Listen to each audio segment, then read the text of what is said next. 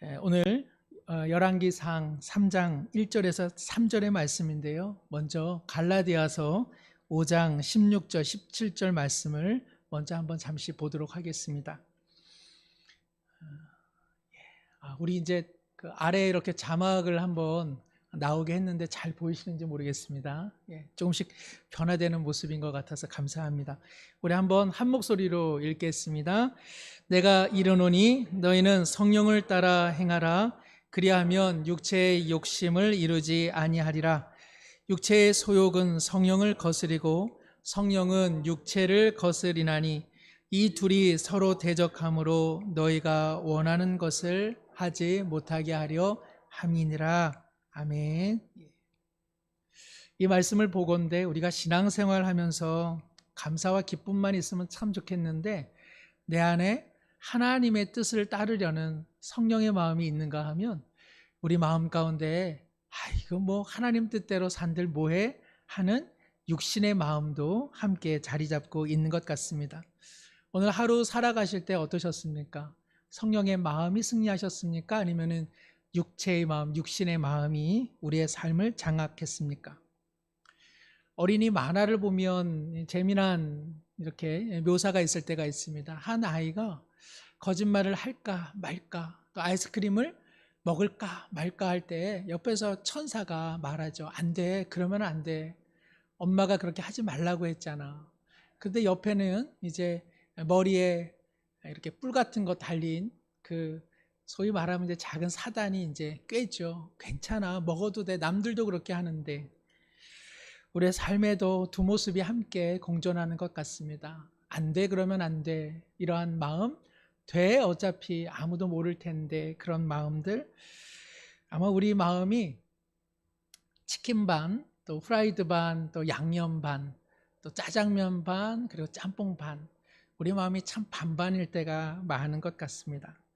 성령의 마음으로 하나로 통합되면 참 좋은데 남북 통일이 요원한 것처럼 우리의 마음도 성령 안에서 하나 되기가 참 어려운 것 같습니다. 그런데요, 이러한 마음의 갈등, 성령의 소망과 우리 육체의 소욕이 갈등하는 것을 인지하는 것만으로도 거기에는 신앙의 좋은 가능성이 있지 않나 생각이 듭니다. 고린도 후서 7장 10절에서 11절의 말씀은 이렇게 되어 있습니다.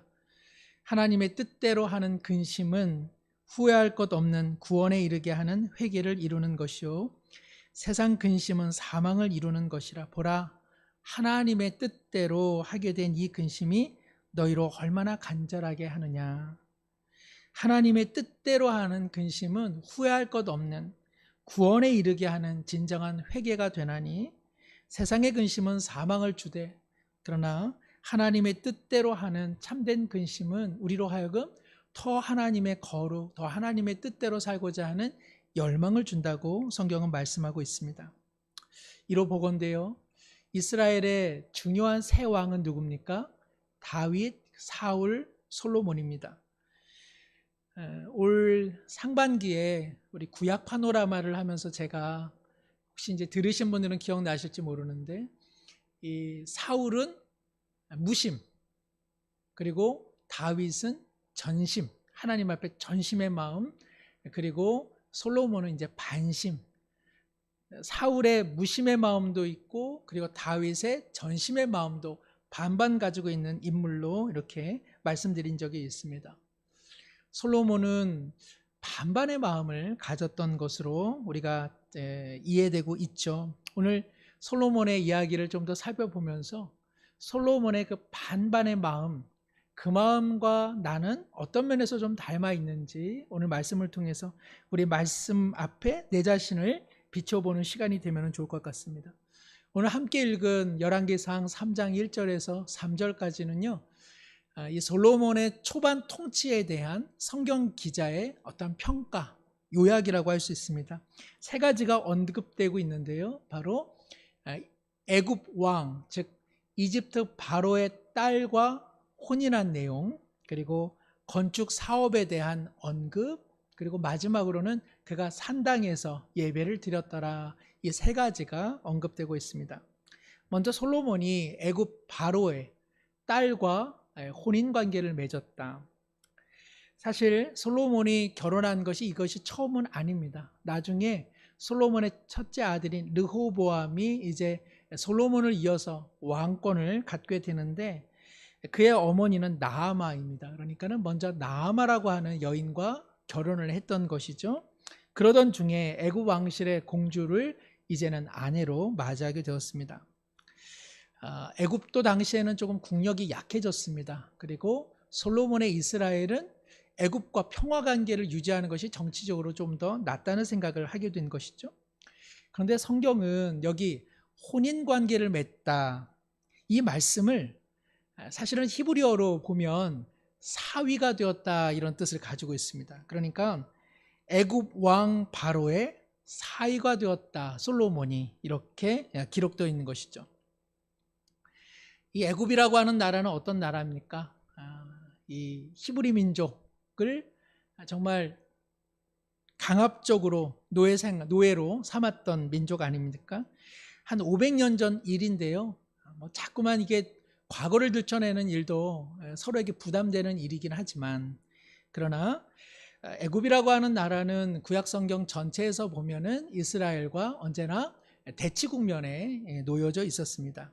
물론 솔로몬이라고 하는 한 인물이 통치하는 것은 어디 천국에서 하는 것 아니고 냉엄한 현실 그리고 국제 정치 역학관계 속에서 통치 행위를 하기 때문에 이러한 이방 국가의 혼인 관계가 어떤 면에서는 용인될 수밖에 없었던 것이죠. 그런데 오늘 성경은 애굽 왕 바로의 혼인 관계라고 되어 있지만 실제로는 그의 사위가 되었다라고 하는 부정적 평가를 하고 있는 것입니다.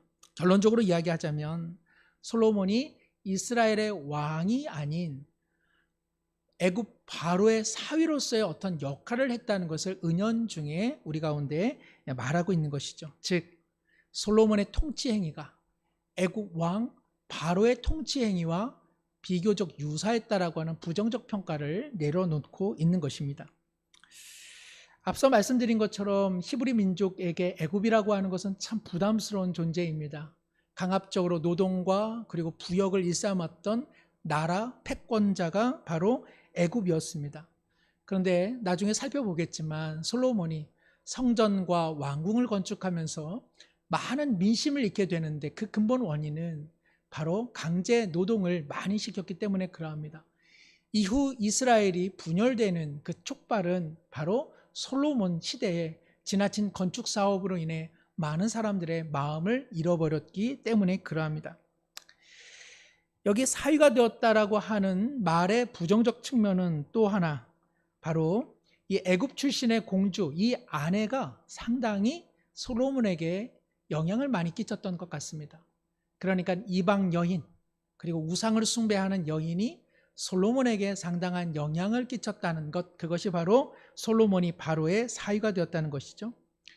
열왕기상 11장에는 솔로몬이 이방 여인들에게 마음을 잃어서 우상 숭배로 치닫는 장면들이 기록되어 있는데 가장 솔로몬을 오염시킨 인물로 기록되어 있는 사람 바로 그것이 애굽 왕의 이 공주였습니다. 이처럼 성경은 애굽 왕실과의 솔로몬의 결혼을 단순한 혼인 관계로 혹은 현실 정치에서 어쩔 수 없는 선택지로 제공하고 있는 것이 아니라 애굽 왕을 닮은 애굽의 바로의 사위가 되어서 이스라엘을 애굽처럼 다스렸다는 은연중에 부정적 평가를 내리고 있는 것이죠.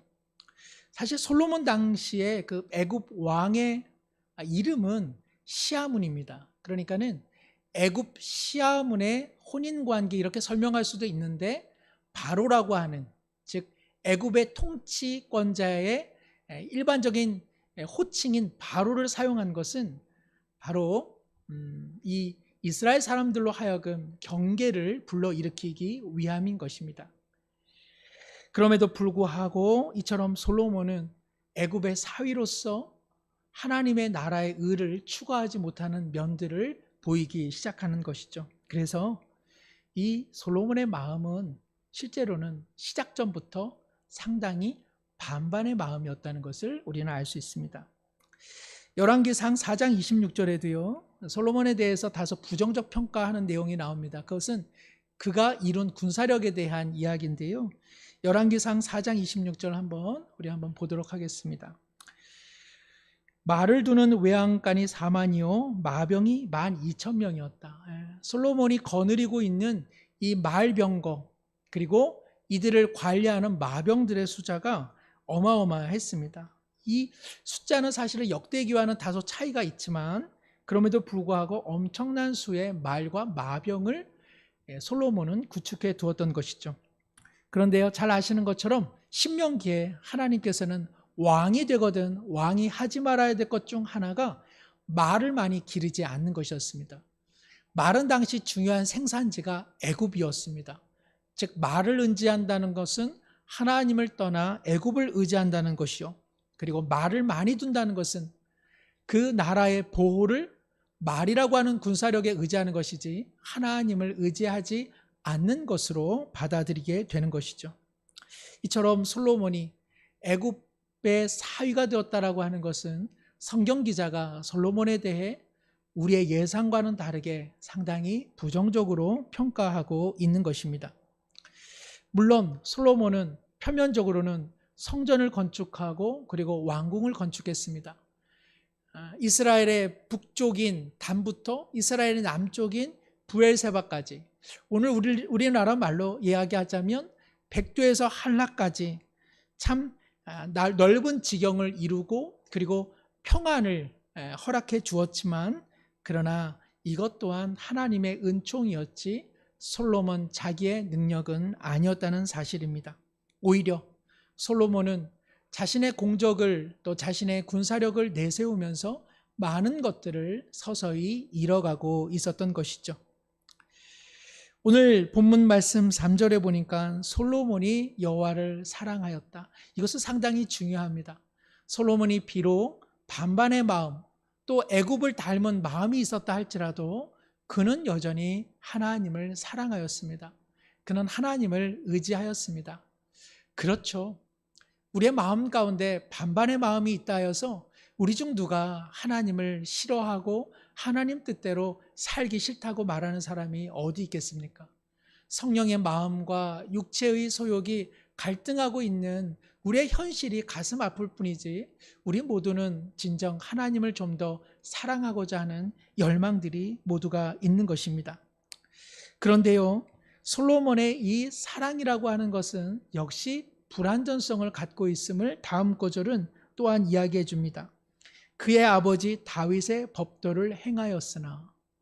통상적으로 열왕기 상하에서 하나님의 뜻에 준하는 왕은 하나님의 법을 따랐다, 다윗처럼 하나님을 경외했다, 이런 표현을 하는 데 비해서 솔로몬에 대해서는 하나님의 법도를 따랐다라고 이야기하지 않고 다윗의 법도를 따랐다, 그의 아버지의 법도를 따랐다라고 조금 불충분하게 이야기하고 있습니다. 물론 다윗은 하나님을 전심으로 쫓았고 그래서 자신의 사랑하는 아들을 향해 하나님을 따르고 하나님의 말씀을 의지하고 유언하고 당부는 하였습니다. 물론 솔로몬도 이 길을 가려고 부단히 애썼습니다. 그러나 여기에도 긴장이 있습니다. 왜냐하면 다음 구절에 솔로몬이 여호와를 사랑하고 그의 아버지 다윗의 법도를 행하였다. 그러나 산당에서 제사하며 분향했다라고 성경은 또한 이야기하고 있기 때문에 그러합니다. 산당이라고 하는 것은 무엇일까요? 그냥 산에 있는 예배당 정도 생각하면 됩니다. 이제 이것은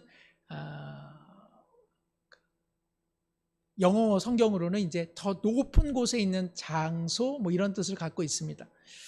이 산당이라고 하는 것 어떤 걸까요? 먼저는 가나안 사람들이 자신들이 믿고 의지하는, 예를 들면 바알이나 아세라나 이러한 신들을 모시기 위해 산 높은 곳에 그 신과 만나기 위해 만들어둔 처소였습니다. 바알은 낮잠을 잘 자요. 그래가지고 이 가나안 중에 바알을 숭배하는 사람들은 거기서 난리법석을 떨면서 이 바알을 깨우기도 하였습니다. 또 거기서 비윤리적인 행동을 취하면서 신을 자극하려고 노력하기도 했습니다. 바로 이 산당의 출발점은 좋은 것은 아니었습니다. 가나안 사람들이 자신이 믿는, 사실은 자신들이 관리하고 자신들이 만들어낸 우상을 섬기고자 만들어둔 곳, 그것이 바로 산당이었죠. 그러나 이스라엘의 형편도 쉽지는 않았습니다. 아직 예루살렘에 성전이 만들어지지 않았습니다.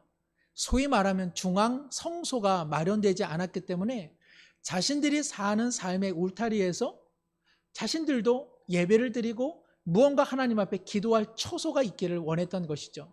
가만 보니까 산들마다 가나안 신들을 모시는 그러한 산당이 있습니다. 그래서 이스라엘 사람들도 자신들의 산 위에 예배의 처소를 만들고 하나님 앞에 기도도 하게 된 것이죠. 그런데 어떻습니까? 욕하면서 배운다고 저렇게 살면 안 돼, 저렇게 가나안 사람들처럼 저런 형태의 제사와 제의 행동을 해서는 안 된다고 하면서도 이스라엘 민족이 산당에서 벌이는 태도는 가나안 사람들의 그것과 유사해지기 시작했습니다. 우상을 섬기기도 하고 만들어내기도 하고 또 가나안 사람처럼 스스로 자해하기도 하고 난리를 치기도 하면서 이스라엘 사람들의 산당에서의 예배라고 하는 것이 점차 오염되기 시작했던 것이죠. 저는 이 말씀을 준비하면서 오늘날 우리 시대의 산당은 무엇일까? 자칫하면 좋은 것인데 오염될 수 있는 것은 무엇일까? 그런 생각을 잠시 하면서 유튜브가 좀 생각이 났습니다. 유튜브 좋아하시죠? 이제 젊은 사람들은요, 저희 아이들도 보니까는요, 아이들은 다 유튜브로 검색합니다. 그러니까 네이버나 다음 이런 걸로 검색하지 않고요, 필요한 것이 있으면 다 유튜브로 검색을 하더라고요. 오늘날 우리들도 유튜브를 통해서 많은 좋은 정보를 얻습니다. 아마 유튜브를 통해서 이야, 참 말씀 정말 진하게 그리고 정말 잘 전하시는 목사님들이 참 많구나, 아마 새삼 느끼셨을 것 같습니다. 저도 더 분발해야 될 것 같은 생각을 갖게 되는데, 그런데 유튜브에 꼭 좋은 것만 있지는 않습니다. 헛된 소식들, 헛된 소문들, 악의적인 내용들 끊임없이 유포하고 재생산을 만들어댑니다. 한번 그러한 소식을 듣게 되면 계속 그러한 유사한 내용들이 뜨기 때문에 자꾸 자기가 그렇게 생각하는 것만 보게 되는 것이죠. 그래서는 결국 자기와 동일하게 생각하는 사람들과 교제하고 자기와 동일하게 생각하는 내용들만 보니 자기가 생각하는 세상에 살게 되는 위험이 바로 유튜브에 있습니다. 유튜브에는 하나님의 말씀을 빙자하여 또한 비진리를 전하는 사람들도 꽤 많습니다. 또 건강하게 말씀을 전하는 사람들을 싸잡아서 내려버리고 그리고 호도하고 비난하는 사람들도 참 많이 있습니다. 저는 그런 사람들의 눈을 가만 바라보면 좀 알 것 같습니다. 이 사람은 가짜구나. 이 사람은 구독수를 늘리려고 하는구나. 이 사람은 잡음을 일으켜서 뭐라도 하나 건지려고 하는 사람들이구나. 저는 우리 사랑하는 성도님들께서 유튜브라고 하는 공간 속에 선택지가 참 많아졌습니다.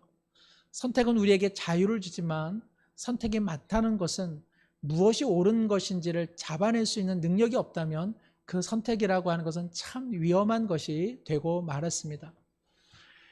선택하실 때 하나를 보시면 좋겠다, 그런 생각이 듭니다. 그 사람의 목소리를 들으시고 그 사람의 눈을 가만히 보십시오. 분노가 있고 악의가 있고 남을 사납게 비난하고 나만이 옳다고 말하는 사람은 대부분 다 가짜입니다. 우리가 좀 더 하나님의 은혜 가운데 정말 오늘날 산당과 같은 그곳에서 영적인 분별력으로 우리의 영혼과 신앙이 지켜지기를 간절히 소망합니다. 다시 본론으로 좀 돌아오자면 솔로몬 시대의 성전이 아직 지어지지 않았기에 아마도 솔로몬은 기본이라고 하는 산당에 가서 예배를 드리게 된 것 같습니다. 그런데 예루살렘에 아직 성전이 없기는 하지만 다윗 시대에 하나님의 임재를 의미하는 언약궤가 다윗의 장막 가운데 모셔져 있었습니다. 그러니까 솔로몬이 좀 더 나은 생각을 했다면 바로 예루살렘에 있는 하나님의 언약궤가 있는 곳에서 충분히 기도할 수 있었음에도 불구하고 그는 어쩐 일인지 기브온이라고 하는 40여 킬로가 떨어진 그 기브온 산당을 방문해서 거기서 예배를 드리게 된 것이죠. 역대하 1장 5절에서 6절에 따르면 기브온은 큰 산당인데 거기가 좀 유명했습니다. 왜냐하면 모세의 시절에 있었던 그 장막이 그곳에 보관되어 있었기 때문에 그러합니다. 어떤 면에서는 기브온 산당에서 예배드릴 수 있는 것이죠. 그러나 말씀드린 것처럼 산당이라고 하는 것은 상당한 위험 요소를 가지고 있었습니다. 그리고 나중에 열왕기 상하에 등장하는 많은 왕들이 오염된 신앙을 표현될 때 그들이 산당에서 예배드렸다라고 하는 문구가 자주 지적되고 있습니다. 이를 생각해 보면 솔로몬은 한 나라의 왕으로서 산당에서 예배드릴 것 아니라 하나님의 언약궤가 있는 그 예루살렘 다윗의 장막에서 예배드림이 온당하였을 터인데 그는 굳이 기브온에 가서 예배를 드렸던 것입니다. 솔로몬에 대한 부정적 평가는 또한 이 건축 사업에도 나타납니다. 먼저 솔로몬의 최대의 공적이라고 할 수 있는 성전 건축은 좀 예외적이죠.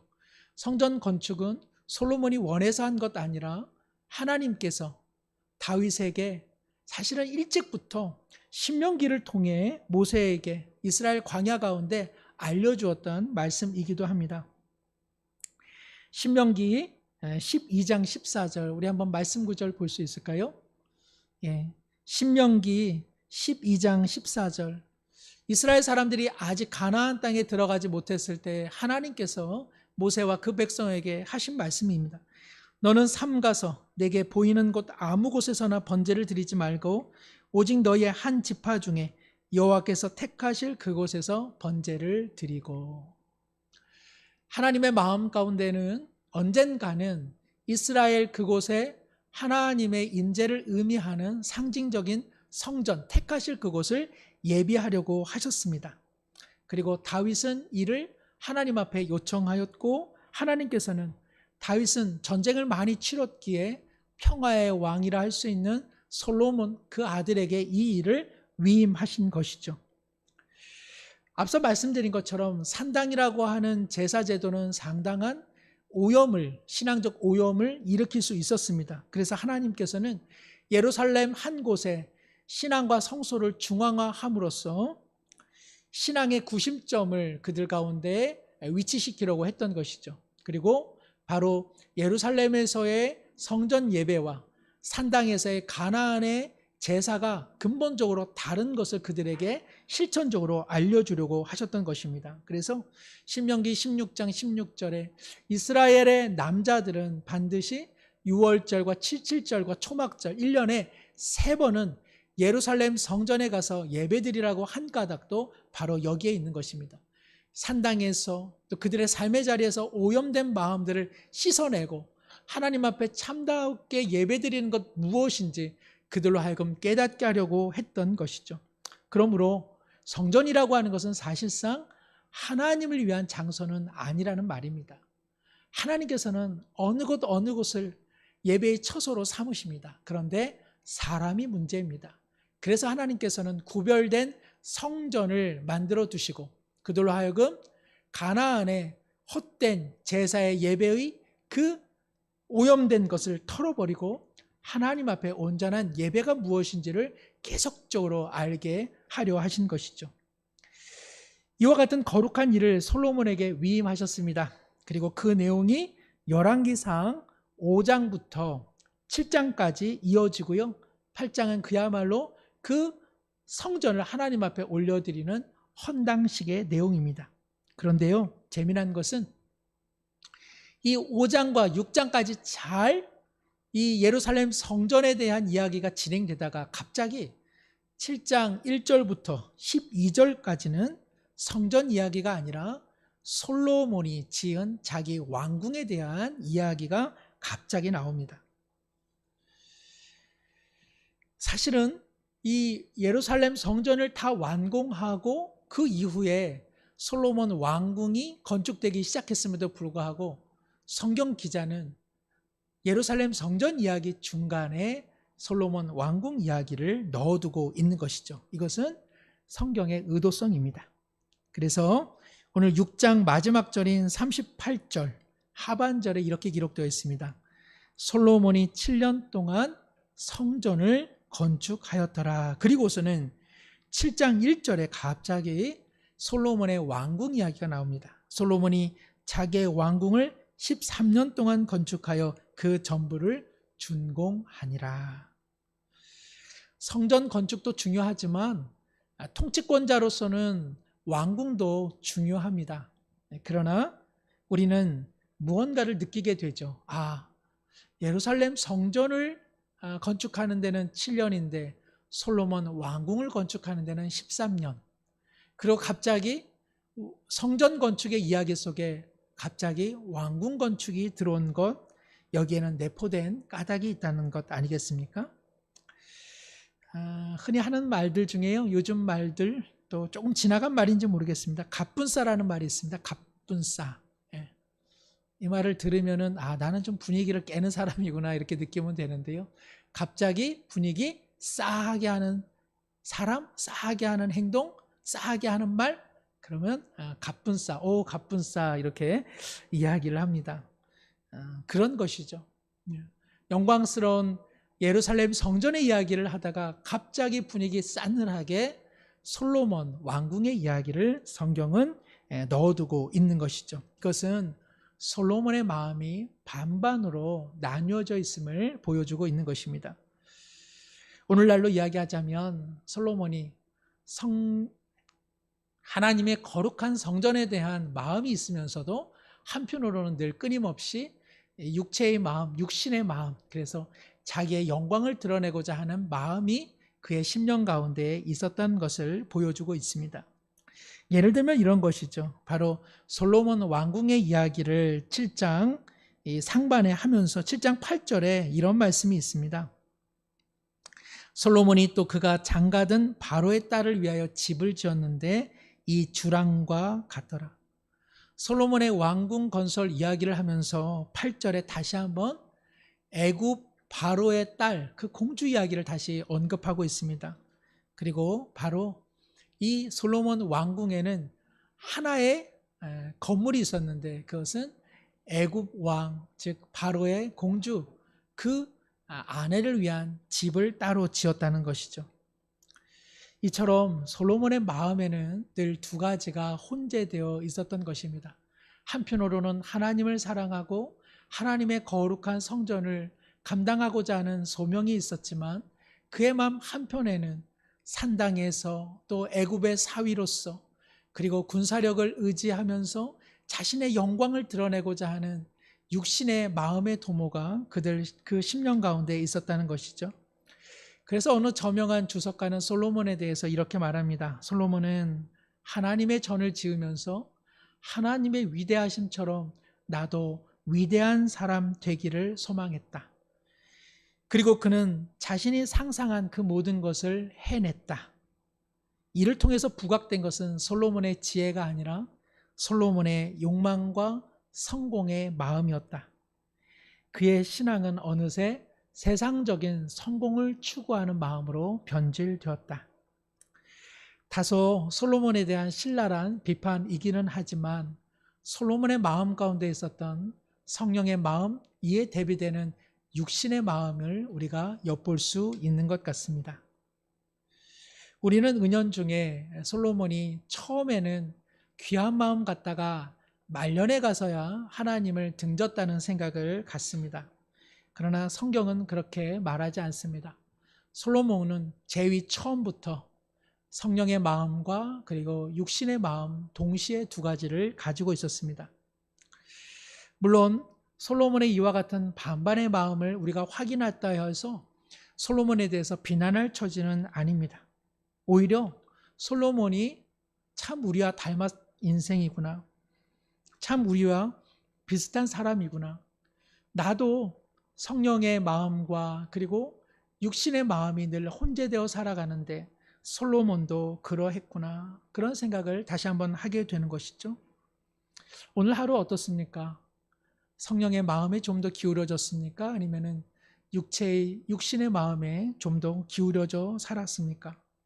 오늘도 사실 우리 마음은 또 하나의 전쟁이 아니었겠습니까? 흔한 말로 흰 개와 검은 개가 싸우면 누가 이길까요? 이런 질문을 하죠. 저는 이 질문을 저도 하지만 들을 때마다 평화롭게 있는 왜 흰개와 검둥개를 이렇게 싸움 붙이나 그런 생각을 합니다. 그런데요, 우리 마음에 흰개와 검둥개가 있는 것 같습니다. 이 흰개와 검둥개가 날마다 싸우고 있죠. 누가 이깁니까? 누가 승리하고 있습니까? 우리는 이 답을 잘 압니다. 흰개와 검둥개가 싸우면 색깔로 이기는 것 아니라 잘 먹은 놈이 이긴다. 우리는 우리 마음 가운데 있는 어느 개에게 좀 더 응원하고 그 개를 말씀으로 먹이고 있습니까? 우리 속에 나라고 하는 존재는 성령의 편에 서 있습니까? 아니면 육신의 편에 서 있습니까? 왕이 된다는 것, 참 영화로운 일이지만 언제나 위험을 안고 있는 것을 우리는 보게 됩니다. 왕이라고 하는 자리는 뭐든지 할 수 있기 때문에 그러합니다.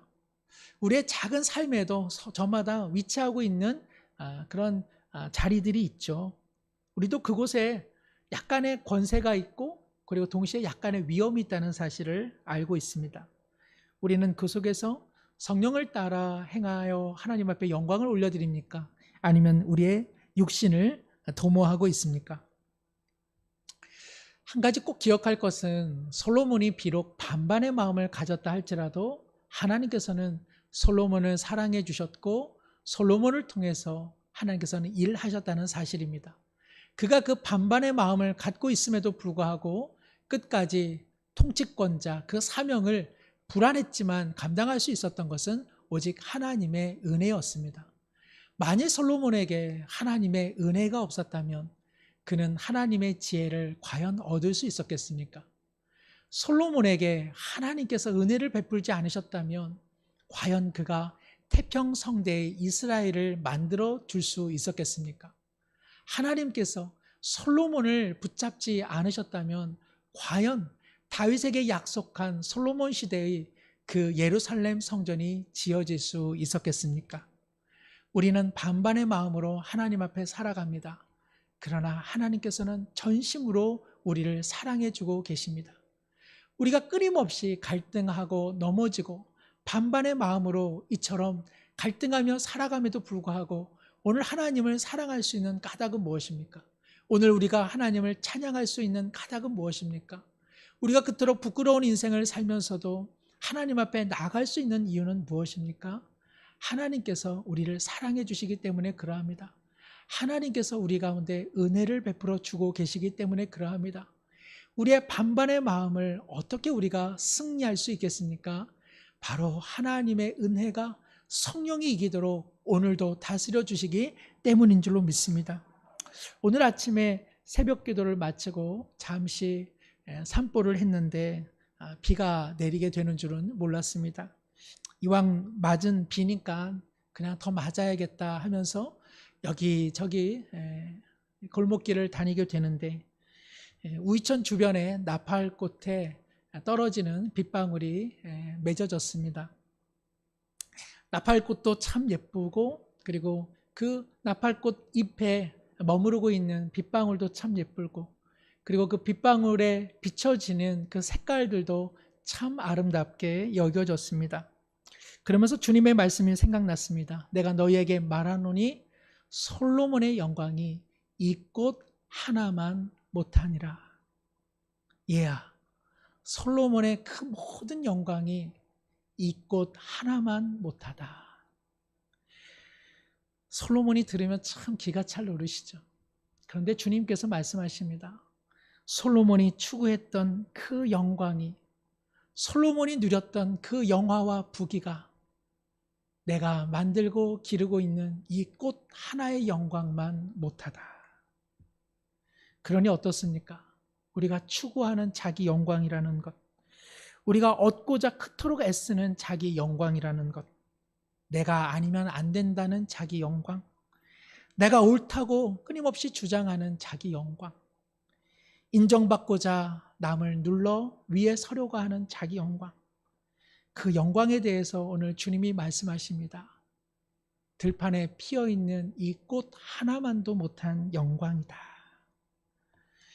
사람이 추구하는 자기 영광이 이처럼 볼품이 없다고 주님은 말씀하십니다. 하나님의 영광과는 전혀 무관한 영광이기 때문에 그러합니다. 그래서 인간이 모든 시대와 모든 지역을 초월하여서 자신들이 쌓은 영광을 아무리 모은들 오늘 주님께서 말씀하십니다. 인류와 인간이 만들어낸 그 영광이 이 들판에 피어있는 꽃 하나만도 못한 영광이다라고 말씀하시는 것이죠. 꽃에 스며있는 그 하나님의 영광을 우리가 조금이라도 맛볼 수만 있다면, 우리의 삶 가운데 우리가 육신의 자기 영광을 조금 내려놓고 이 꽃 하나에 스며든 하나님의 영광을 우리의 삶 가운데 조금이라도 담아낼 수만 있다면, 그때 비로소 하나님 앞에 조금이나마 영광을 올려드릴 수 있지 않겠습니까? 오늘 주님은 말씀하십니다. 솔로몬이 누린 그 모든 영광과 영화와 부귀가 이 꽃 하나만 못하다. 우리가 이 말씀 기억하면서 이 시간 잠시 기도하길 원합니다.